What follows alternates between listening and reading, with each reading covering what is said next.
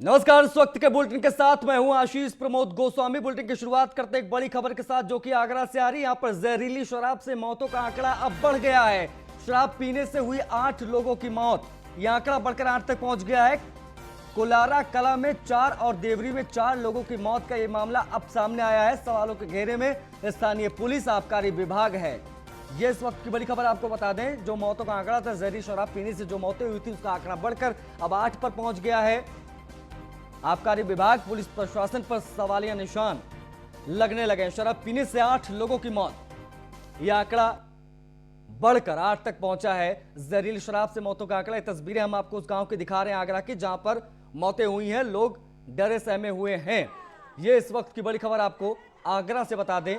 सवालों के घेरे में एक बार फिर से आबकारी विभाग आ गया। उत्तर प्रदेश का अलीगढ़ का शराब कांड बीते अभी ज्यादा वक्त नहीं हुआ, उस बीच आगरा में 8 लोगों की मौत जहरीली शराब पीने से। घरों में मातम पसर गया। आगरा की तस्वीरें देखिए। आबकारी विभाग पर एक बार फिर से सवाल निशान लगा, क्योंकि तमाम कार्रवाई की बात अलीगढ़ शराब कांड के बाद की गई थी। तमाम लोगों को सस्पेंड किया गया था, तमाम कार्रवाइयां हुई थी, लेकिन उसके बाद अलीगढ़ के ही पास के जिले आगरा में यह खबर निकलकर सामने आती है कि सवालों के घेरे में एक बार फिर से आबकारी अधिकारी, आबकारी विभाग कैसे आ गए। 8 लोगों की मौत हुई है। कृष्णा त्यागी ज्यादा जानकारी के साथ हमारे सहयोगी फोन लाइन पर जुड़ गए। कृष्णा, क्या जानकारी निकलकर सामने आ रही, क्या आंकड़ा अभी और बढ़ सकता है? जी, मैं आपको बता दूं, आज आगरा में जो थाना दौकी में 4 लोगों की जहरीली शराब से मौत हुई है। वहीं थाना साजन के देवी गांव में भी 4 लोगों की जहरीली शराब से मौत हुई है। इस लगातार आज 8 लोगों की मौत ताजनगरी आगरा में जहरीली शराब से हुई है। वहीं आला अधिकारी पोस्टमार्टम की रिपोर्ट के आने के बाद इस बात की पुष्टि की बात जरूर करते दिखाई दे रहे हैं। वहीं आबकारी विभाग की बात करें तो आबकारी विभाग पूरी तरह से कुंभकर्ण की नींद में सोया हुआ है। बिल्कुल जिस तरह से आबकारी विभाग को कार्य करने चाहिए, वो बिल्कुल आबकारी विभाग पूरी तरह से कार्य नहीं कर रहा है, क्योंकि इससे पहले भी इस तरह के मामले कई बार सामने आए, लेकिन आबकारी विभाग पूरा सुस्त। चलिए, आप नजर बनाकर रखिए कृष्णा, हम आपसे आगे जानकारी लेंगे कि आखिर इस पर पूरे मामले पर कार्रवाई क्या हुई, कि आगे चल के इस पर आपसे चर्चा जरूर करेंगे। बढ़ते आगे तो फिरोजाबाद में बेखौफ दबंगों का आतंक देखने को मिला है। एक व्यक्ति को दबंगों ने पीटा है, एक ने पकड़ा तो दूसरे ने ईंट से हमला कर दिया। दबंगों के आतंक से दहशत फैल गई। पुलिस ने पीड़ित को ही थाने में बिठा लिया, यह आरोप लग रहे हैं। फिरोजाबाद के टापा पैंट का यह मामला है। दबंगों का आतंक से जुड़ी खबर। दबंगों के आतंक से दहशत फैल गई और आरोप लग रहे हैं कि उल्टा पीड़ित को ही पुलिस ने थाने में बिठा लिया है। फिरोजाबाद के टापा पैट का यह मामला आपको बता दें, जहां पर दबंगों का आतंक देखने को मिला है। फिरोजाबाद का यह मामला, ये तस्वीरें देखिए एक्सक्लूसिवली न्यूज़ 1 इंडिया पे आप देख रहे हैं। और बड़ी चीज यह है कि जो पीट रहे हैं, जो ईंटें पत्थर से उसके ऊपर हमला कर रहे हैं, उनके ऊपर कार्रवाई नहीं हुई है, बल्कि जो पीड़ित है उसी को उल्टा पुलिस ने थाने पर बिठा लिया है। बेखौफ दबंगों के आतंक की तस्वीरें फिरोजाबाद से इस वक्त आपके स्क्रीन पर देखिए। किस तरीके से एक व्यक्ति को पकड़कर मारा जा रहा है। ये देखिए, ये लड़का हाथ में पत्थर लेकर उस पर हमला करता है, लेकिन उल्टा पुलिस ने पीड़ित को ही थाने पर बैठा लिया है। ये आरोप लग रहे हैं, ये जानकारी निकलकर सामने आ रही है फिरोजाबाद से। एक व्यक्ति को दबंगों ने पीटा, एक ने पकड़ा और दूसरे ने ईंटे से हमला किया। ये तस्वीर देखिए, बीच चौराहे पर, बीच सड़क पर ये तमाशा होता रहा। दबंगों की दबंगई देखने को मिली। किस तरह से एक व्यक्ति को दबंगों ने पकड़ा, उसके ऊपर पत्थर से हमला किया, उसको गंभीर चोट आई, लेकिन उसके बावजूद पुलिस ने उल्टा पीड़ित को ही थाने पे बिठा लिया। फिरोजाबाद का यह पूरा मामला, तस्वीरें आपके सामने।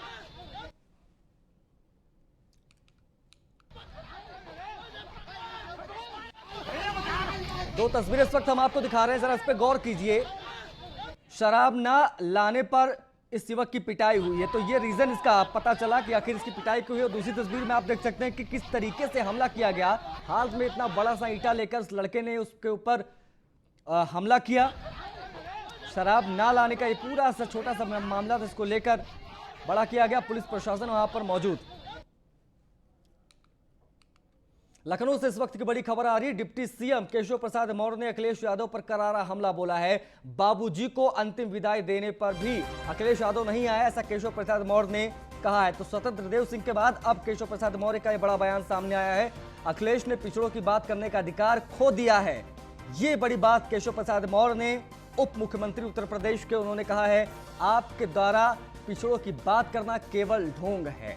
तो ये बड़ी खबर आपको बता दें कि चौतरफा हमला हो रहा है। ये देखिए केशव प्रसाद मौर्य का ट्वीट हम इस वक्त आपको दिखा दें। श्री अखिलेश यादव जी द्वारा उत्तर प्रदेश के पूर्व मुख्यमंत्री स्वर्गीय कल्याण सिंह यानी बाबू जी को अंतिम विदाई देने के लिए भी नहीं आए। पिछड़ा वर्ग की बात करने का नैतिक अधिकार वो खो चुके हैं। ये ट्वीट में केशव प्रसाद मौर्य ने लिखा है। तो स्वतंत्र देव सिंह की बात कर लेते तो उन्होंने भी अखिलेश यादव पर हमला बोला है। बाबूजी को श्रद्धांजलि देने अखिलेश यादव नहीं आए। मात्र 1 किलोमीटर की दूरी पर मॉल एवेन्यू नहीं पहुंच पाए अखिलेश यादव। स्वतंत्र देव सिंह जो कि बीजेपी के प्रदेश अध्यक्ष हैं, उनका बड़ा बयान, उनका बड़ा निशाना जो कि साधा अखिलेश यादव पर। उन्होंने सीधे तौर पर कहा है कि कहीं मुस्लिम वोट बैंक के मोह में तो ऐसा नहीं रोका। ये ट्वीट इस वक्त आपकी स्क्रीन पर देखिए। स्वतंत्र देव सिंह ने क्या लिखा, प्रदेश अध्यक्ष बीजेपी के। अखिलेश जी, आपके आवास से मात्र 1 किलोमीटर की दूरी पर मॉल एवेन्यू है, लेकिन स्वर्गीय कल्याण सिंह जी यानी बाबू जी को श्रद्धांजलि देने आप नहीं आ सके। कहीं मुस्लिम वोट बैंक के मोह में उन्हें पिछड़ों के सबसे बड़े नेता को श्रद्धांजलि देने से तो नहीं रोक लिया। इस सवाल पूछा है और लगातार अपने आप को पिछड़ों की पार्टी बताने वाले समाजवादी पार्टी के राष्ट्रीय अध्यक्ष अखिलेश यादव पर बड़ा हमला, करारा हमला दो तरफ से किया गया। एक तो स्वतंत्र देव सिंह का ये ट्वीट और थोड़ी देर पहले हमने आपको केशव प्रसाद मौर्य का भी ट्वीट दिखाया। उधर बीजेपी सांसद साक्षी महाराज ने सपा और कांग्रेस पर निशाना साधा है। दिवंगत कल्याण सिंह का जिक्र करते हुए साक्षी महाराज ने कहा है कि सपा और कांग्रेस के लोग तुष्टीकरण की राजनीति के चलते कल्याण सिंह के अंतिम दर्शन में नहीं आए। कल्याण सिंह जिनने आकर के श्रद्धा सुमन अर्पित किए, तो ये बहुत ही निंदनीय, घृणित एक व्यवहार श्री अखिलेश यादव जी ने माननीय कल्याण सिंह को लेकर के किया है। और कांग्रेस ने भी, जब कांग्रेस की सोनिया हो, राहुल हो, प्रियंका हो, किसी ने उचित नहीं समझा। इनके पीछे केवल एक वर्ग विशेष को वोटों के लिए प्रसन्न करना, तुष्टीकरण की राजनीति। कांग्रेस ने जिस तुष्टीकरण की राजनीति के आधार पर देश का बंटवारा किया और कहां से कहां तक पहुंच गई, अब तक समझ में नहीं आ रहा।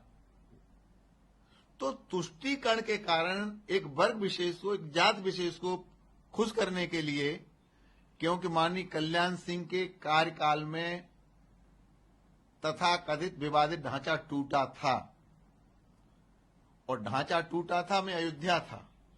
नैतिकता में इतने नीचे गिर जाएंगे वोटों के लिए।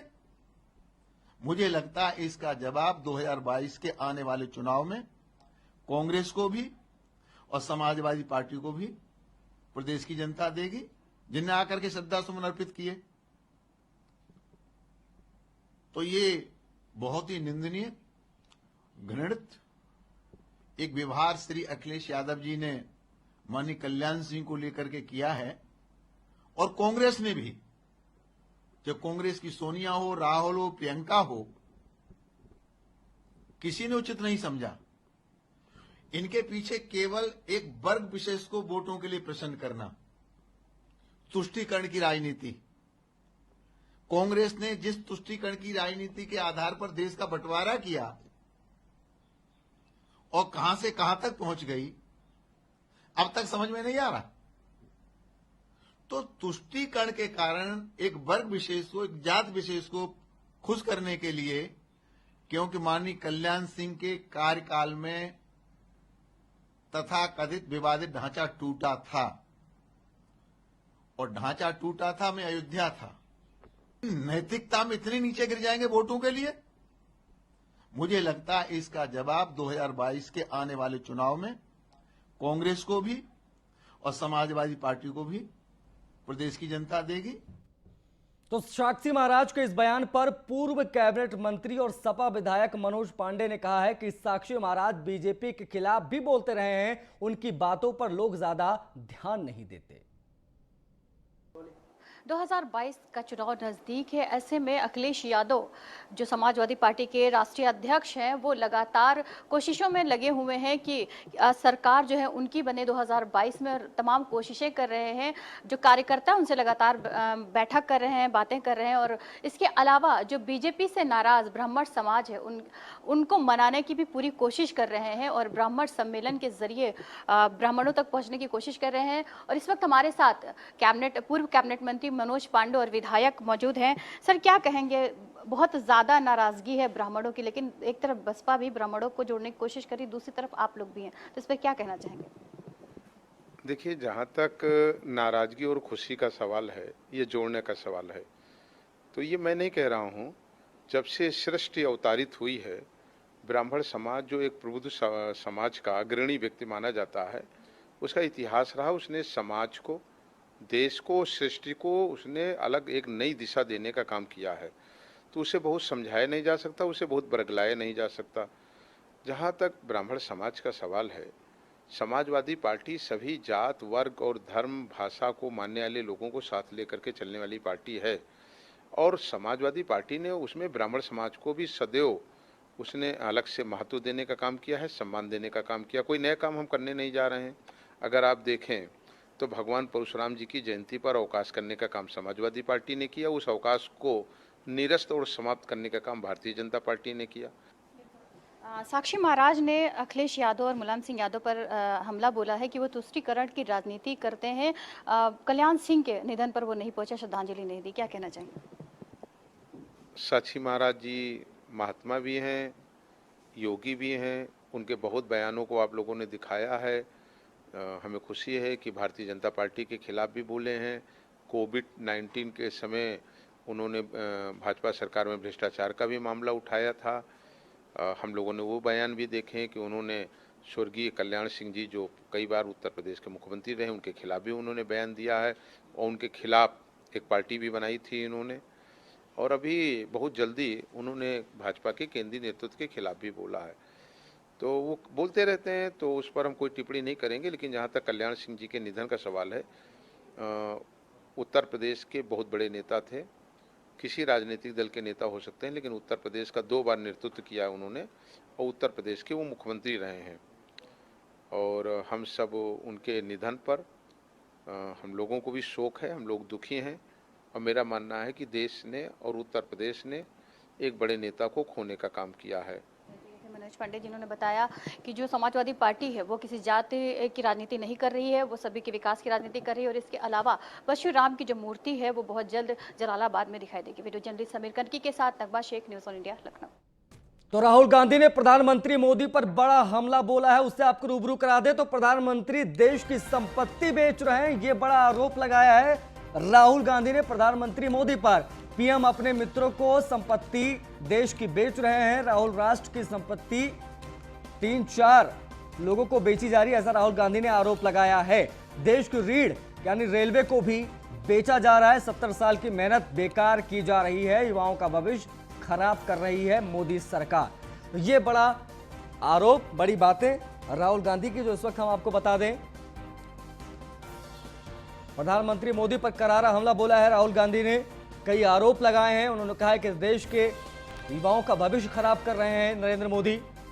प्रधानमंत्री देश की संपत्ति को बेच रहे हैं, देश की रीढ़ कही जाने वाली रेलवे को भी बेच रहे हैं, और अपने मित्रों को ये सारी संपत्ति सौंप रहे हैं पीएम मोदी।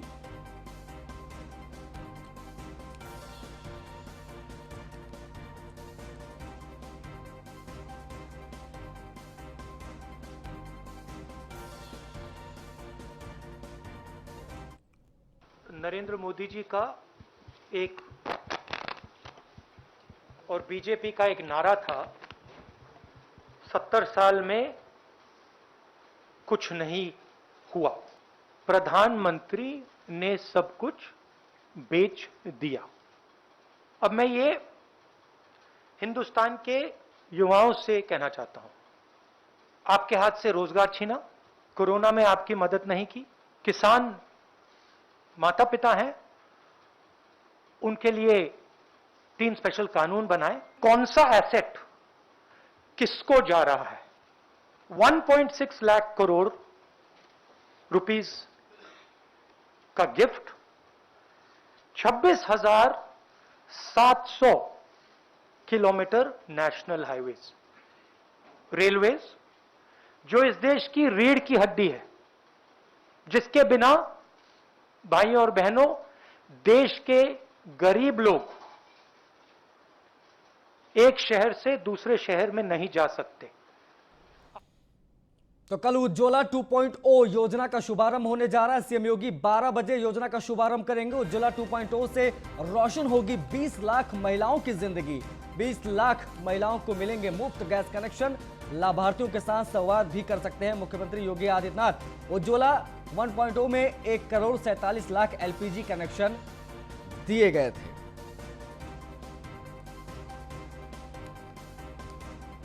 तो उधर बुलंदशहर में निजी कार्य के चलते राज्यपाल आनंदीबेन पटेल खुर्जा पहुंची, जहां पर डीएम और एसएसपी ने उनका जोरदार स्वागत किया। राज्यपाल आनंदीबेन पटेल का यह निजी दौरा बताया जा रहा है। अयोध्या में 26 अगस्त को बलिदान दिवस मनाया जाएगा। इस दिन अयोध्या के अलावा विश्व के कई अन्य देशों में भी दीप जलाए जाएंगे। America, Thailand, Australia, Malaysia, Mauritius, Sri Lanka, Nepal, Japan में भी मित्र मंच के कार्यकर्ता दीप जलाएंगे। पद्मावती के जौहर दिवस को लेकर 26 अगस्त को अयोध्या में मित्र मंच बलिदान दिवस मनता है। मां पद्मावती ने 16,000 वीरांगनाओं के साथ 26 अगस्त को ही बलिदान दिया था। मित्र मंच 16,000 दीपक जलाकर श्रद्धांजलि उन्हें देंगे। शाम 5 बजे से लेकर शाम 8 बजे तक, रात 8 बजे तक अयोध्या के देवकली बाईपास पर यह पूरा कार्यक्रम का आयोजन होना है। गुप्तार घाट पर भी दीप जलाए जाएंगे।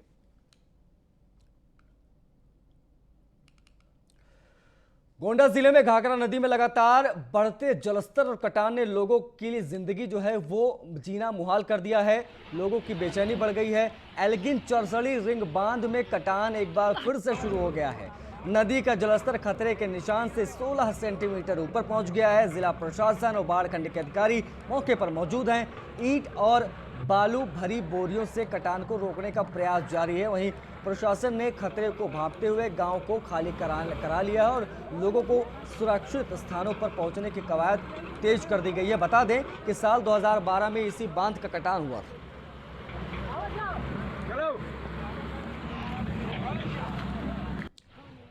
बागपत में पुलिस ऑफिस में पुलिसकर्मी पेंशनर्स डेस्क की स्थापना की गई, जो सुबह 10 बजे से शाम 6 बजे तक चलेगी। एसपी बागपत नीरज कुमार जादौन को जनता की सुनवाई के दौरान पुलिसकर्मियों और पेंशनरों की समस्याएं मिल रही थी। उनके समस्याओं के समाधान नहीं हो पा रहे थे, जिसके चलते एसपी के आदेशों पर पुलिस ऑफिस की जन सुनवाई कार्यालय में पुलिसकर्मी एवं पेंशनर्स हेल्प डेस्क की स्थापना की गई है। वहीं हेल्प डेस्क पर प्रभारी उप निरीक्षक रैंक के अधिकारियों को नियुक्त किया गया है और जिनका नंबर 7839864295 है।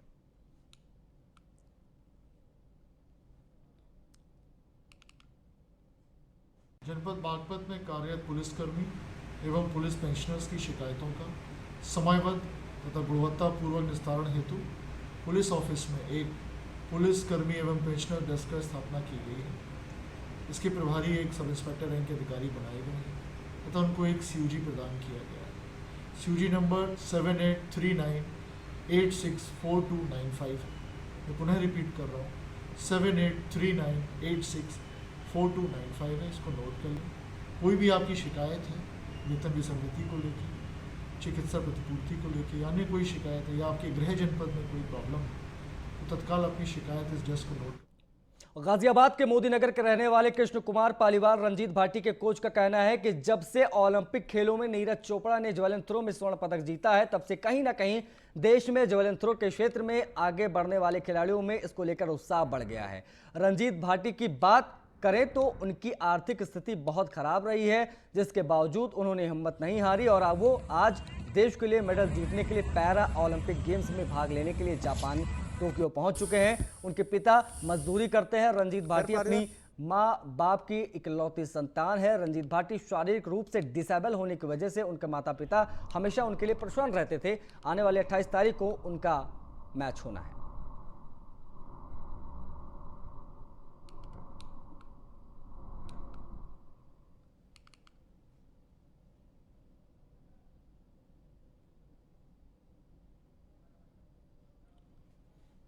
इसी के साथ इस बुलेटिन में फिलहाल इतना ही। नमस्कार।